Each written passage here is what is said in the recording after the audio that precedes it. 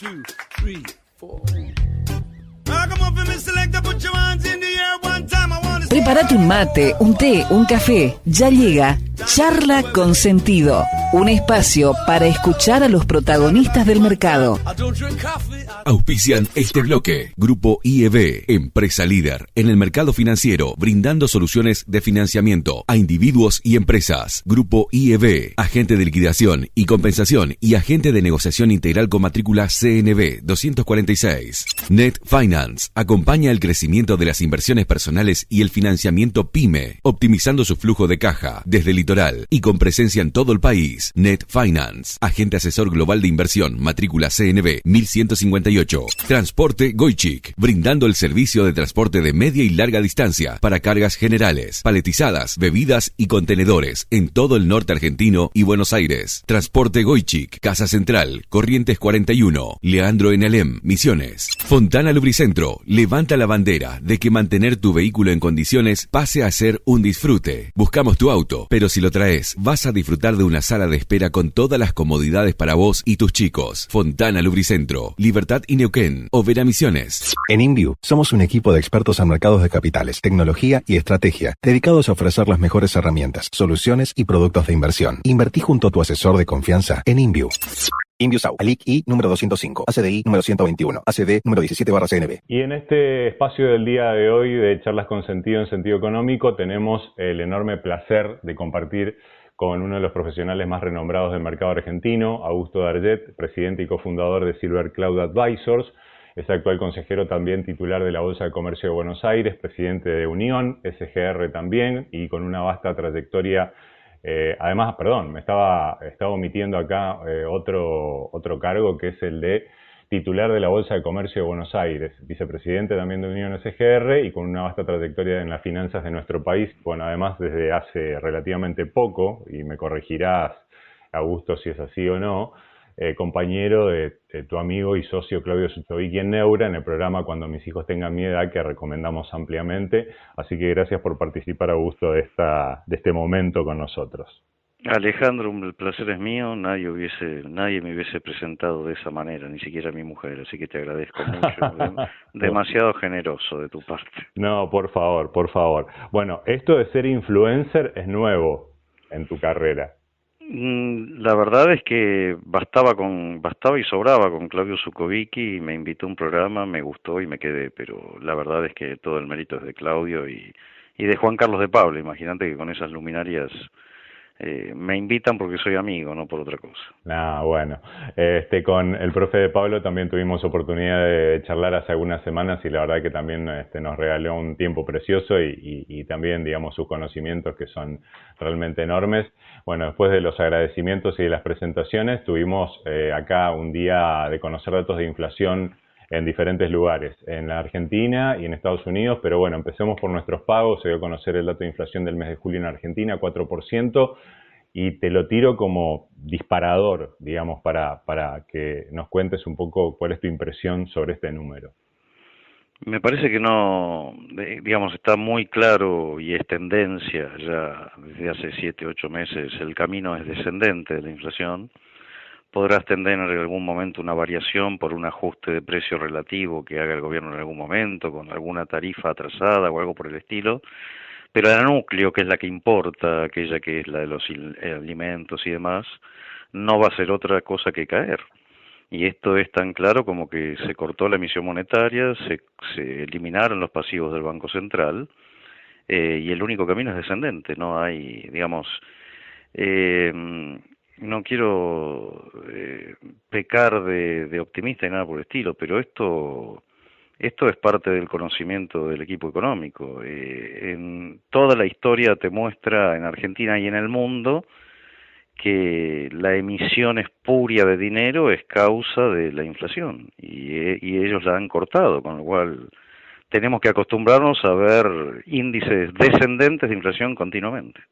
Los economistas nos critican mucho a los periodistas de que no sabemos de economía, y tienen razón aparte, porque nosotros de alguna manera con nuestro desconocimiento seguimos dándole de comer a esa idea que dice que en realidad los precios o no bajaron o no bajan, o por lo menos que la gente no tiene esa sensación, pero de todas maneras, obviamente, los números son reales y están cantando esta situación, o que en algún momento van a aumentar, y te he escuchado en algún contrapunto que has tenido también con algunos colegas en este sentido, y me quedo con eso último que señalabas respecto de el cierre de todos los grifos monetarios y que no hay otra posibilidad de que los precios sigan cayendo. Me gustaría que amplíes un poquitito ese concepto, digo, como para que le quede claro también a la gente que nos escucha, ¿no?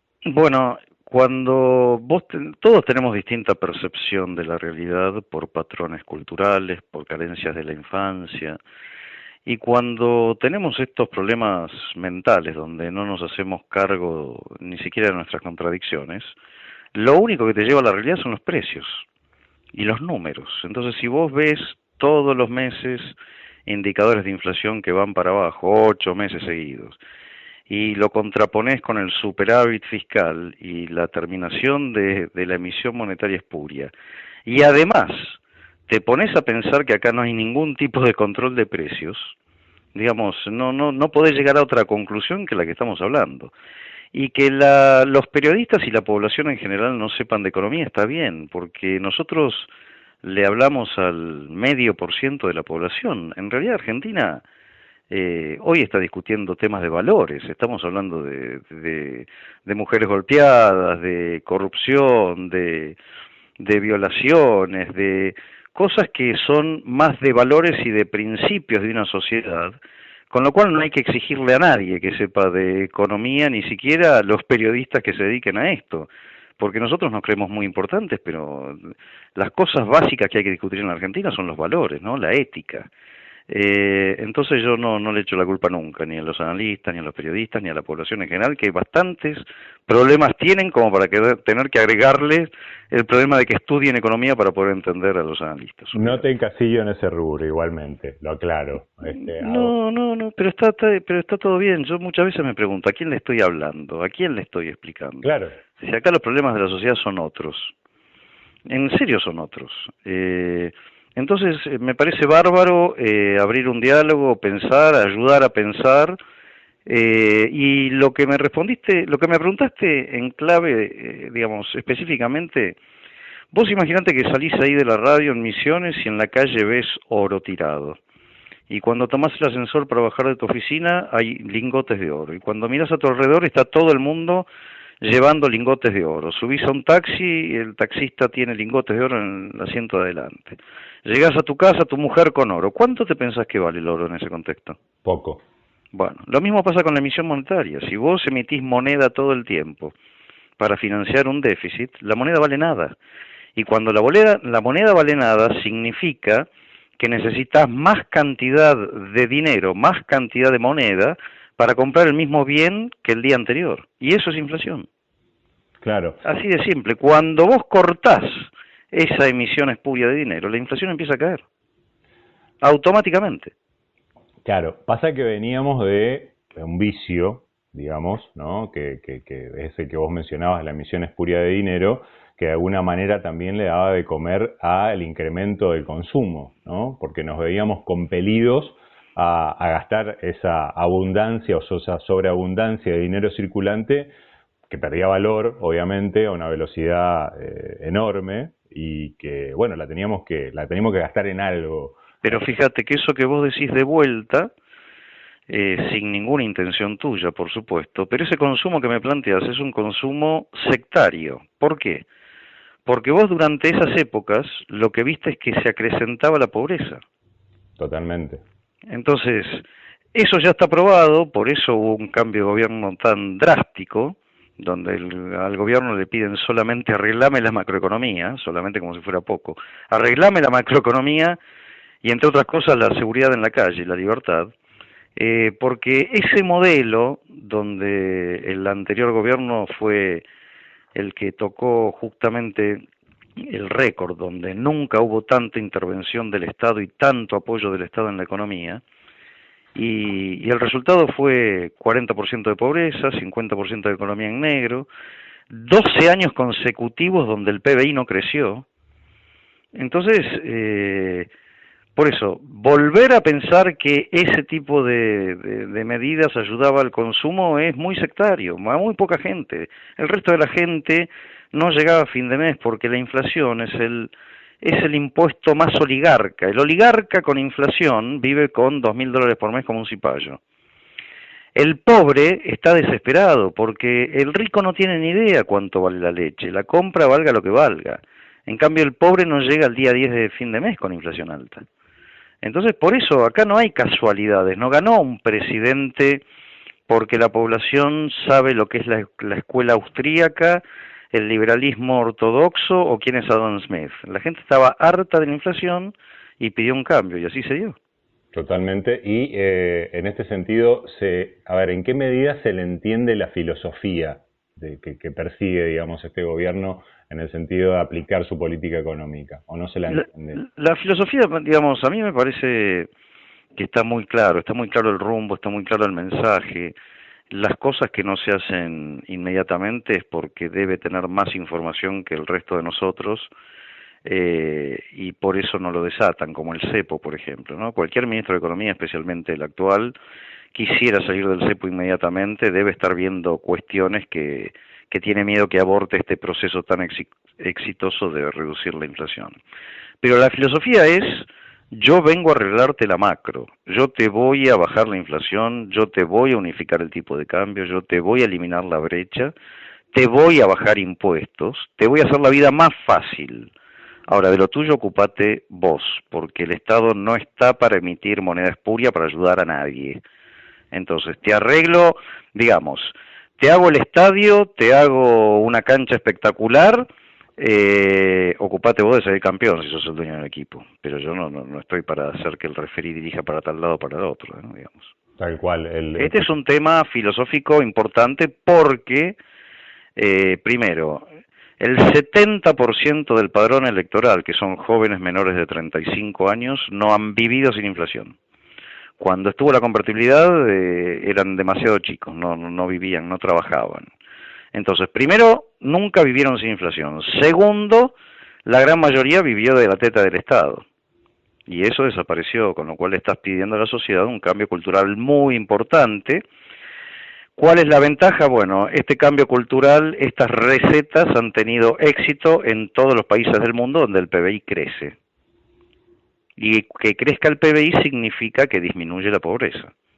O sea, vos en la fórmula de PBI tenés, entre otras cosas, la inversión, el consumo, la inflación. Si la inflación es muy alta y la inversión no existe, el PBI baja. Y cuando baja el PBI, crece la pobreza. Y eso fue lo que pasó en los últimos 12 años en la Argentina, a contramano del mundo, inclusive de los países latinoamericanos. Y no estoy hablando de Chile o Uruguay, estoy hablando de Perú, estoy hablando de Paraguay, de un montón de países que 20 años atrás eran muy pobres con respecto al nuestro y hoy son muy ricos con respecto al nuestro. Inclusive, digamos, en lo que tiene que ver con índices de pobreza, Augusto. Por supuesto. Por supuesto. Porque, bueno, por ahí también hay quienes dicen, sí, los países que, bueno, prosperaron también teóricamente, o es lo que por ahí señalan algunos críticos de estos países, dicen, bueno, no, pero hay mucha pobreza. Bueno, evidentemente acá aparte hay una correlación porque forman parte de la fórmula del PBI. Por eso, de vuelta, a toda esa gente le digo, abstráigase de todo, vean los números. Entonces pongan en cualquier buscador cómo son los índices de pobreza en Perú y en Paraguay, en Chile, en Uruguay, en los últimos 12 años y compárenlo con la Argentina. Y ahí se terminan los temas, porque con los números se terminan los temas, ¿viste? Uh-huh.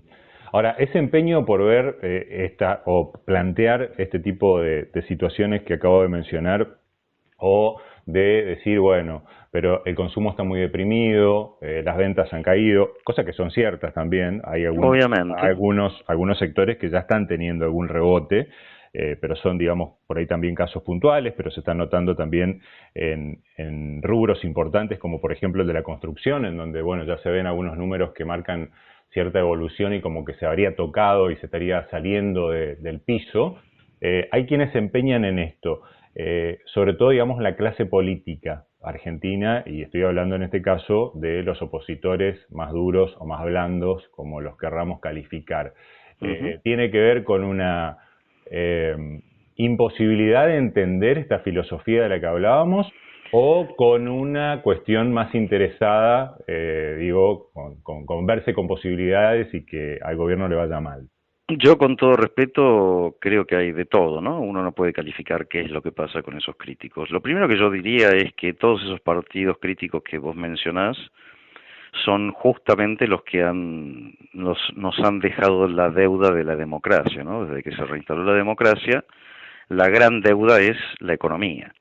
Entonces, todos esos políticos nos trajeron hasta acá, a dejarnos con 40% de pobreza, 50% de economía en negro y todo lo que ya conocemos. Con lo cual, no estoy para recibir cátedra de los tecnócratas del fracaso, por así decirlo, ¿no? Porque no me lleva a otro pensamiento. De vuelta, mandan los números, no puede ser que en algunos casos sea interés político, en otros casos sea ignorancia, en otros casos sea no admitir, pero no vale la pena, digamos. Tenemos que pensar para el futuro y dejar que el gobierno trabaje. Hace 8 meses que está, ¿no? Totalmente. Y o sea, más que nada también tiene que ver con un cambio en el funcionamiento de la cabeza de todos. O sea, acá entran los dirigentes, entramos nosotros, la población. Pero por supuesto, todos, ¿no? Evidentemente. Ahora, mirando un poco... Perdóname lo de la reactivación o no económica. Lo que yo le prestaría mucha atención en el caso de los analistas, sobre todo, hay un indicador histórico, que fue los despachos de cemento.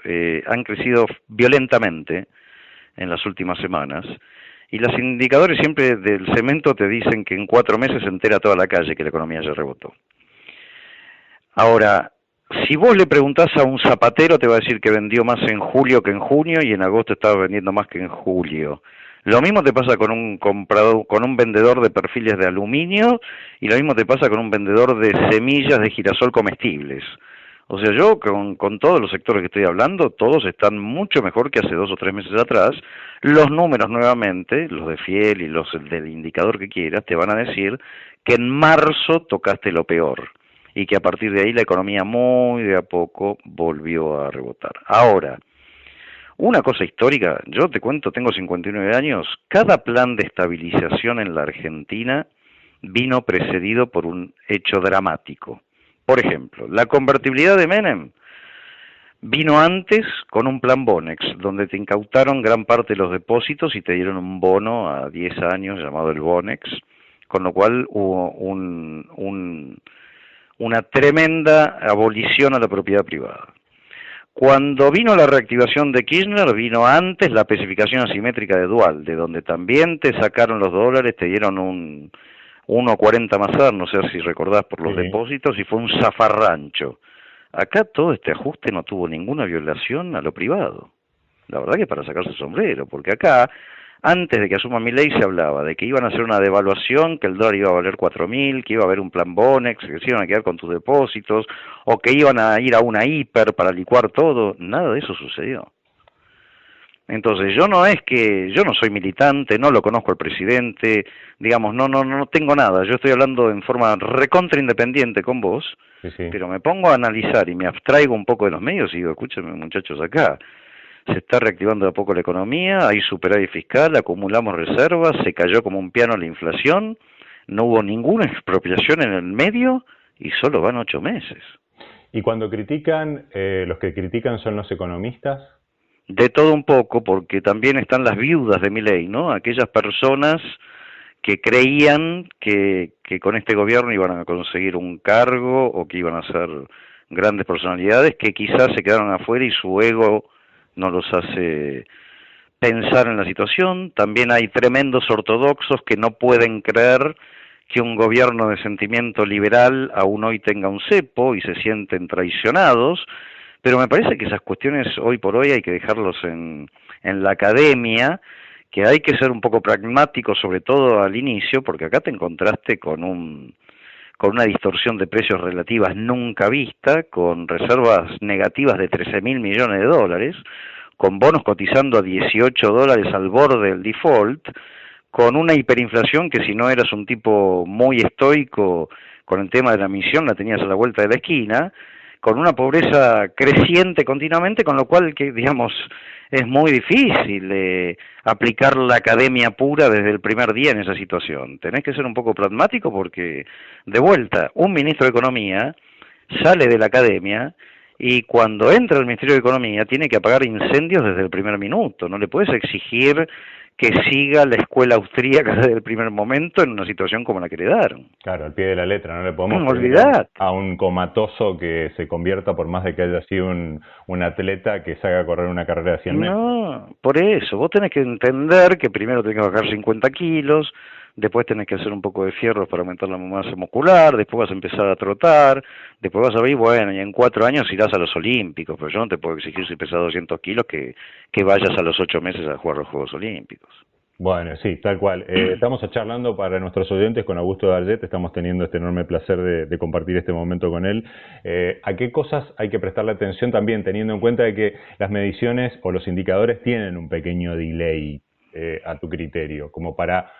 no digo pronosticar, porque es imposible, pero para ir notando que las cuestiones van mejorando, más allá de que vos también señalabas muy atinadamente de que el comerciante que está atrás del mostrador se da cuenta todos los días cómo le está yendo, ¿no? Lo que te tenés que dar cuenta, me parece a mí que un indicador muy piola para seguir es la demanda de pesos. Cuando vos ves que hay gente tomando créditos, que los hipotecarios crecen todos los meses, que hay personales, que para traer bienes de capital o maquinarias te dan plata al 28%, significa que el crédito, que es la herramienta para mí más importante, el driver más importante de una reactivación, está apareciendo y con fuerza. Esto de vuelta es una medida del gobierno, porque antes los depósitos se colocaban en el Banco Central, los bancos no trabajaban de banqueros, sino que era tomar depósitos y pasarse al central, y esto se revirtió. Entonces hoy tienen que tomar equipos de comité de créditos, empezar a dar créditos por todos lados, y en la medida que la gente se anime y aumente la demanda de pesos, eso creo que es una reactivación que está por venir y se ve de vuelta en los números de crecimiento de depósitos y crecimiento de créditos.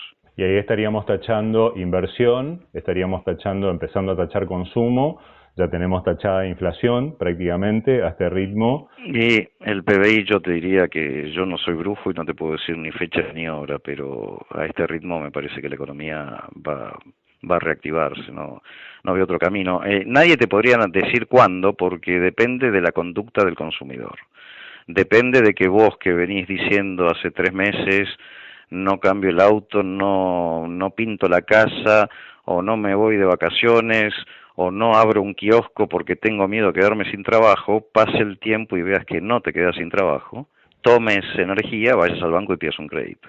Esa es la famosa demanda de pesos, o que canceles tu plazo fijo para poner un negocio y tomar mano de obra desempleada. Cuando venga esa demanda de pesos, te vas a reír porque va a estar todo el mundo en la misma que vos, porque todos somos emociones. Los seres humanos somos emociones y no nos importa mucho leer ni escuchar lo que dicen los analistas. Las emociones te indican cuándo la economía va a estar lanzada y te vas a animar vos también a subirte, digamos. Aparte, hay otra cosa también, hablando ya un poquito y metiéndonos en el mercado. El mercado era un lugar a donde el Estado encontraba financiamiento permanentemente y donde, digamos, de donde se nutría de la mayor cantidad también de recursos disponibles antes que dedicárselo a, no sé, las empresas, digamos, ¿no? Y a financiar distintas cuestiones, en definitiva. Y esto va a ser historia. Mira, fue historia en Chile y en Uruguay. En Chile y en Uruguay en algún momento, hace como 10 años, le pidieron que emitan algo de deuda, por si en algún momento la necesitaban, tengan la herramienta preparada para salir a buscar deuda, porque al tener superávit fiscal no necesitaban emitir deuda ni moneda. Entonces los bonos fueron rápidamente a dar rendimientos espantosamente bajos y la economía no paraba de crecer. Entonces yo digo, la gente todavía no tomó conciencia, el Estado recauda más de lo que gasta, esto significa que el endeudamiento no va a parar de bajar. ¿Qué perspectivas se abren también a tu criterio a partir de la implementación del RIGI, del blanqueo de capitales, bueno, después de todo este ordenamiento macroeconómico y de cierto buen humor internacional para con la Argentina? Esas son las llaves para la acumulación de reservas y que eventualmente también eso traiga aparejada la salida del cepo. Yo creo que todo va a sumar. Yo creo que los analistas están subestimando el RIGI subestimando el blanqueo, subestimando las exportaciones de energía, que yo creo que van a dar vuelta a la balanza comercial. Argentina en el 2025 quizás ya tenga superávit fiscal y comercial. Me parece que sí, que no, todavía el mercado y la gente no está creyendo, está perfecto, es un tema de tiempo, es un tema de educación, es un tema de darse cuenta que esto no vuelca, sino que el camino está muy definido y no lo van a modificar, porque el carácter de esta gente justamente no es la política. Esto es al revés de la política. Acá no hay un presidente tratando de beneficiar a un grupo o a otro grupo o a un sector. No, él tiene el mandato de arreglar la macroeconomía. Punto. Del resto te vas a tener que ocupar vos. Es un tema de la decisión de la gente, no de la decisión del gobierno. Claro, a eso apuntaba con que no se lo entiende al gobierno. Y sí, y está bien que no se lo entienda, porque escuchá una cosa, si hace 40 años que vivís de la teta del Estado, con economía cerrada, con déficit fiscal y con inflación, ¿por qué le vamos a exigir a la población que entienda algo diametralmente opuesto en tan solo 8 meses? Es imposible, y lo entiendo. Ahora, ese, digamos, tema también de las inversiones, ¿en qué medida ves que se están produciendo internamente, en principio, porque tampoco le podemos pedir, obviamente, a los extranjeros que vengan a invertir acá en la Argentina, más allá de que se están dando estaba mirando algunos indicadores de fusiones y adquisiciones y estoy viendo también, he visto que en la primera parte del año hubo una evolución, tal vez no para volverse loco, pero por encima de los $1.000 millones aproximadamente en ese tipo de operaciones que aparte son largas y entrañan un tiempo bastante significativo. ¿Cómo ves el horizonte vos en este sentido? El horizonte lo veo bárbaro a partir de la ley. Lo que entiendo también es del otro lado, a los extranjeros. Nosotros nos cansamos de destrozar a las inversiones. Los argentinos hicimos 13 defaults. Hemos hecho expropiaciones, cepos donde no podían sacar las utilidades. Digamos, es entendible que las inversiones se tomen su tiempo y vean y elijan el timing. Lo que sí te digo, el día que no haya cepo, los activos argentinos van a valer muchísimo más que hoy, con lo cual a los audaces, a los que han decidido invertir en la Argentina y están esperando y ya la decisión esté tomada, y yo lo haría hoy, no lo haría después de que se libere el cepo ni que Argentina sea investment grade, porque la de siempre, los precios son distintos. Cuando vos estés confiadísimo y esté confirmadísima la eliminación de la inflación y esté confirmadísimo que hay una moneda sola, que no hay brecha y demás, y bueno, ¿sabes qué? Vas a tener que pagar 2 veces lo que pagas hoy. Claro, la apuesta ya te va a pagar menos también, ¿no? Y sí, obviamente. Estando a un punto de campeonato. Y sí. Ahora, por otro lado, lo interesante de este modelo es que si no invertís, te quedas afuera, porque acá vas a tener competencia. Entonces esto no va a ser una cuestión invierto, depende de cómo vengan las elecciones en octubre. No, monstruo. Invertí porque dentro de 6 meses quizás tenés 5 competidores de tu producto.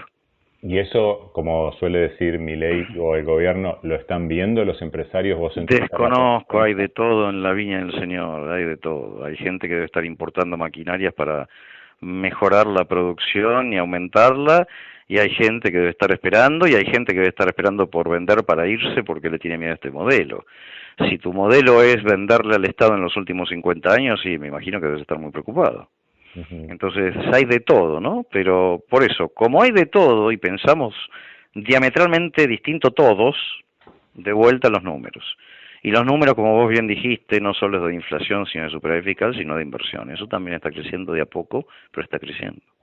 El ambiente o el clima internacional por ahí no nos está jugando muy a favor, que digamos. No todavía con el precio de la soja y los commodities en general, pero aún desconociendo el futuro, porque no manejamos nada y no sabemos nada, la probabilidad que empiecen a bajar las tasas de interés en Estados Unidos a partir del mes que viene son altas. Y cuando bajan las tasas de interés en Estados Unidos, se debilita el dólar. Y cuando se debilita el dólar, hacen falta más dólares para comprar el mismo commodity que comprabas un mes atrás. Y cuando eso sucede, sube el precio de los commodities. Y eso es música para los países emergentes, especialmente los productores de commodities. Totalmente. Y bueno, obviamente un importante desarrollo, vos ya lo mencionabas, en la cuestión energética, de cara a lo que puede ser la balanza comercial para el año que viene. Y bueno, hablando un poco ya de las empresas argentinas y de sus cotizaciones, ¿cómo ves el mercado de equity argentino en particular? Te voy a responder, la vas a responder vos la pregunta. YPF sin vaca muerta, porque todavía no había sido descubierta, y en el gobierno de Cristina Kirchner, cuando le expropiamos la parte a Repsol, pagamos $41. Hoy, con Milei, con el mundo necesitando oil and gas y con vaca muerta, YPF vale 21. ¿Qué pensás? Sí, no hay como contrastar el número, claramente. Y bueno, lo mismo con todos los activos que quieras, del sector de oil and gas o de otros sectores. Lo mismo, exactamente lo mismo. ¿Por qué por ahí, digamos, demoran más un poco el sector, digamos, bancario y financiero en sentir esa mejora también en su evaluación? Más allá de que tuvieron unos balances muy buenos también últimamente, ¿no? Bueno, la baja de tasa de interés le juega en contra porque disminuye el spread. Y la rentabilidad que sacaban de la mano del Estado recibiendo tasas espectaculares terminó. Claro, hubo un banco que con un bono solo hizo un zafarrancho, digamos. Claro. No es una crítica.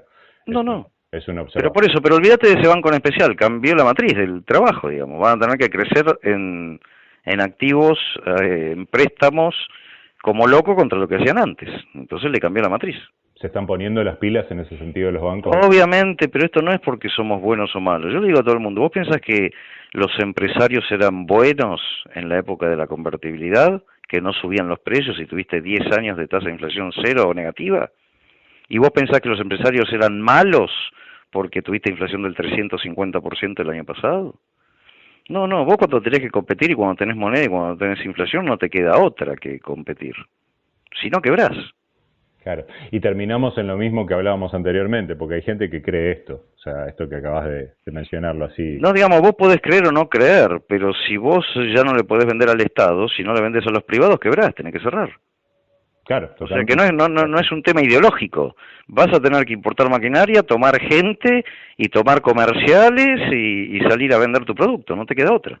Totalmente. Ahora, bueno, ya tangencialmente hablabas un poco de lo que tiene que ver con esta baja que también conocimos de la inflación en Estados Unidos, que le abre la puerta prácticamente a que el próximo mes, como señalabas, la Fed baje las tasas y se dé por ahí este efecto contagio hacia los mercados emergentes, que si bien, bueno, no estamos todavía calificados como emergentes, bueno, es un poco lo que vos señalabas, ¿no? Respecto de la apuesta antes de que te falte un punto para salir campeón, ¿no? Y bueno, fíjate que no estamos en ningún índice, somos stand alone, eso significa que estás afuera de todo, no hay ningún fondo dedicado en el mundo que esté obligado a comprar activos financieros de un país stand alone.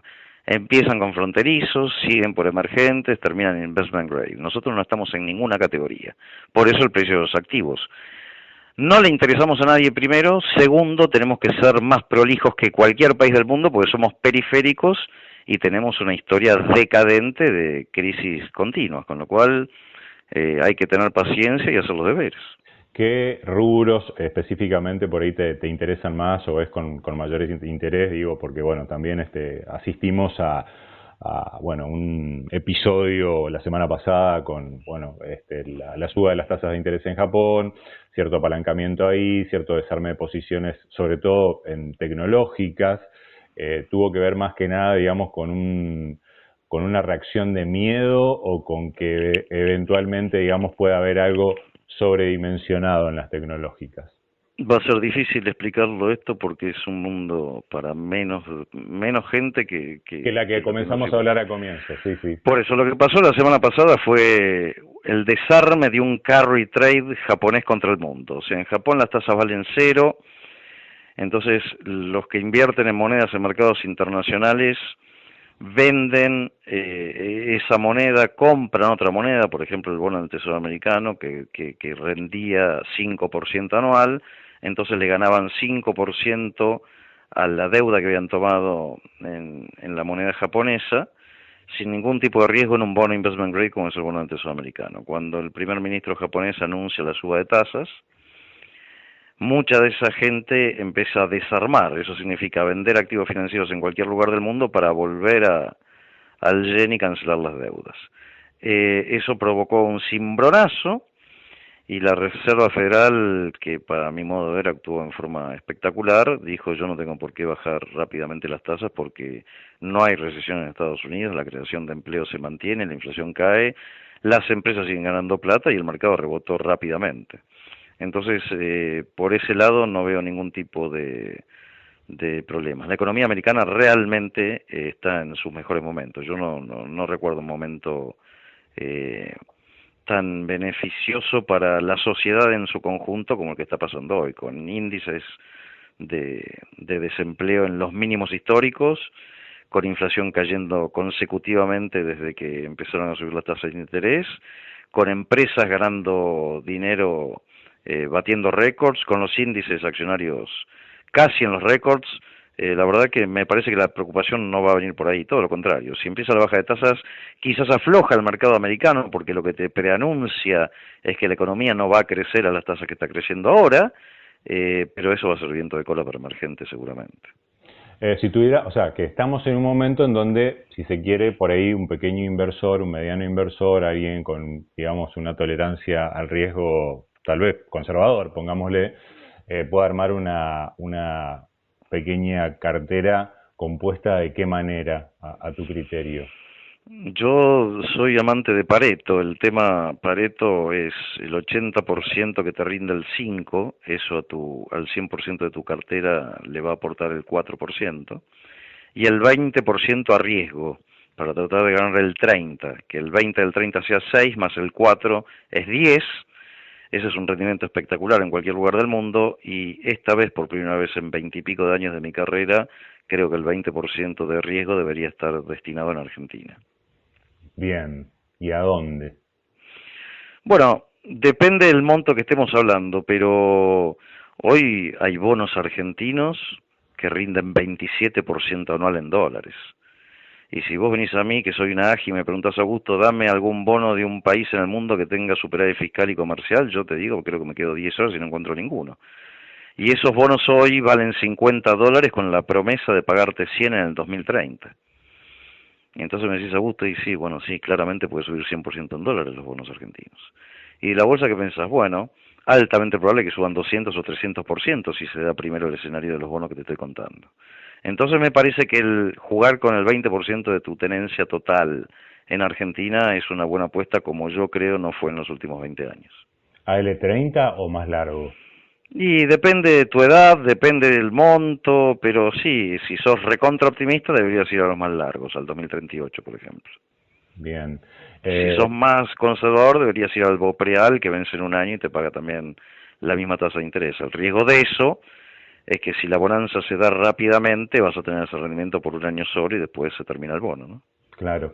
Y en equity, bueno, ya más o menos mencionamos. Oil and gas y alimentos. Yo no quiero darte un nombre en particular para no parecer direccional, pero lo que el mundo quiere hoy, viste, que es energía y alimentos. Tal cual, tal cual. Así que bueno, por lo pronto, también ustedes cómo se están moviendo, ven que la gente se está animando un poco más, digamos, a correr riesgo, por decirlo de alguna manera, o depende, bueno, obviamente del perfilamiento que tenga cada cliente, por supuesto. No, yo creo que el argentino inversor ya está posicionado hace mucho tiempo, porque ya desde la época de Massa se veía que la sociedad estaba pidiendo un cambio, con lo cual desde esa época que el Merval sube consistentemente en cifras enormes en dólares, 50, 100%, te diría que en los últimos 2 años. Los bonos subieron de 18 a 50 dólares desde que está el nuevo presidente. Me parece que ahora falta el envión del inversor internacional que se va a dar tras el blanqueo, tras la ley base, tras la confirmación de los superávit. Me parece que el local ya tiene bastante posición tomada. Lo que sí tenés muchas consultas es sobre el blanqueo, ¿no? Sobre eso me parece que de vuelta estamos subestimando la fuerza que va a tener eso, me parece que va a ser más de lo que esperamos. Porque bueno, sí, se habla de que en definitiva va a ser menor al de gobierno anterior, pero pasa que también en el de gobierno anterior que implementó el blanqueo, el gran blanqueo, ¿no?, de la época de de Macri, bueno, fue una cifra muy importante. El gran blanqueo tenía un tema, pero bueno, yo no, de vuelta, yo trabajo hace 35 años porque no tengo nada claro, si no, no trabajaría, pero justamente te quiero decir la diferencia ideológica del anterior gobierno contra este. Cuando Macri gana en la primera semana, la Corte Suprema le obliga a pagarle juicios perdidos a 2 provincias, y Macri dijo no, le voy a pagar a las 22. A la semana siguiente anuncia... ¿cómo fue que lo decía? La reparación histórica a los jubilados. Cualquier analista como yo se había dado cuenta al primer mes que el tema fiscal no era importante para ese gobierno. De hecho, te enteraste 2 meses más tarde que habían entregado más planes sociales que lo que había entregado Cristina. Entonces, no había una confirmación, si querés, metódica, ideológica de para dónde iba el gobierno. Había enorme cantidad de dudas y ni hablar cuando se recurrió al fondo a pedir endeudamiento para seguir financiando el déficit. Esto es totalmente distinto. No solo que el blanqueo es mucho más beneficioso, porque en ese momento, te recuerdo, pagabas el 10% y acá, si compras activos por un año no pagas nada, sino que además tenés un gobierno que hace un culto al superávit. Entonces esto es totalmente distinto a mi manera de ver.